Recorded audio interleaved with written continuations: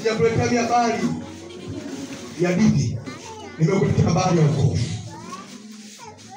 Ukimwamini Yesu ndani ya moyo wako, ukimtaka Yesu. Zakayo alitaka muone Yesu ni mtu gani. Yule mama alipoka damu ya 12 alimtaka Yesu. Mtu wa Mungu, naweka sauti kidogo.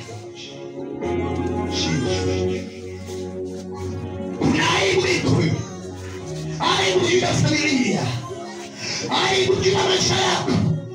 Wako wamezauliwa na kuonewa. Wako wametengwa na kunyanyaswa. Kuna vile vitu vimekana pale juu ya maisha yako. Umegonjwa na tumaini. Na kuletea mchana leo. Ulingojea na kusubiri. Yako mengi yalikukuta. Moyo wako uliumia. Majuto yalikuwa sehemu ya maisha yako. Nataka niseme nawe mchana leo. Ukimwamini Yesu ndani ya maisha yako na ndani ya moyo wako mchana leo, anakwenda kufanya jambo tofauti. Zaburi ya 103 anasema kusamehe makosa yako na akuponye, akusamehe makosa yako na akuponye magonjwa yako. Mchana leo kwa nguvu ya Bwana mahali hapa inakwenda kuokoa maisha yako. Kama ni dharau juu ya maisha yako, Bwana anakwenda kuondoa dharau.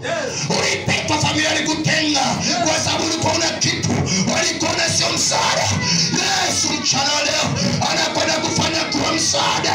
Anakwenda kufanya kuwa nguzo katika familia waliokuwa na ustahili. Yesu anakwenda kukustahilisha.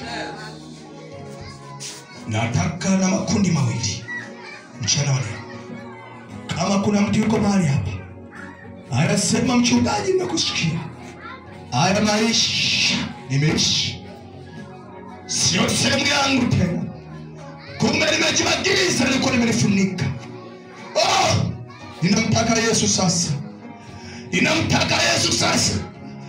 Anasema namtaka Yesu mchana leo. Namtaka Yesu kwa maisha yangu yaguse. Ainua na kuokoa ya perema ya kibali. Nataka Yesu nirejeshe maneno yangu, amani juu ya watoto na familia yangu. Wanasema namtaka Yesu mchana leo. Wanasema nataka nikabidhi maisha yangu mbele za Yesu. Natoa dakika moja. Nitaomba kwa mafungu 2 mpaka 3. Wanasema kabisa ninamtaka Yesu mchana leo ndani ya maisha yako. Wanamtaka Yesu mchana leo. Njoo mbele. Mdani huu kuna wakati mwingine iko nguvu ya Bwana.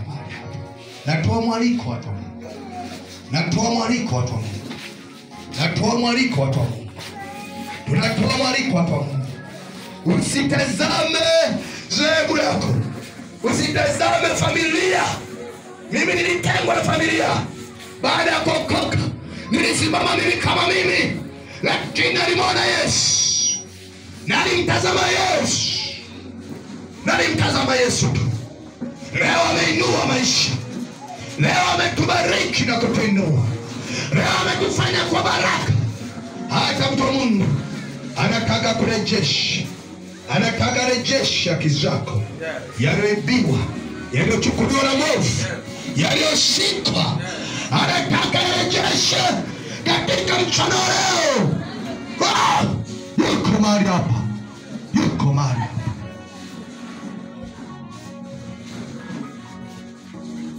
Naomba nisikie.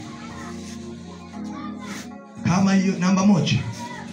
Kama kuna mtu kabisa hajawahi kuokoka, anasema kabisa nataka kuokoka, nyosha mkono juu.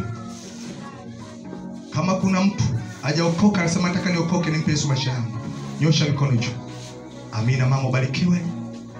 Naomba watu wa muhimu sana kwanza. Vitu vyote. Amen. Nyosha wote mikono juu sasa. Wote nyosha mikono juu. Haya ni maombi ya rehema. Maana kuna vitu yamkini vimetufunga juu ya maisha yetu. Ndio maana tunashindwa kwenda ng'ambo yetu, kwenda kufanikiwa. Tumeongea habari ya giza. Yamkini kuna giza ambalo limesimama linasababisha tushindwe kufanikiwa, tushindwe kuendelea. Iko nguvu ya Bwana katika mchana wa leo. Funika macho yako. Funika macho yako. Hilo giza unaliona tunataka kulikataa sasa. Juu ya maisha yako utanifuatisha haya maneno. Inafanya kazi. Yes.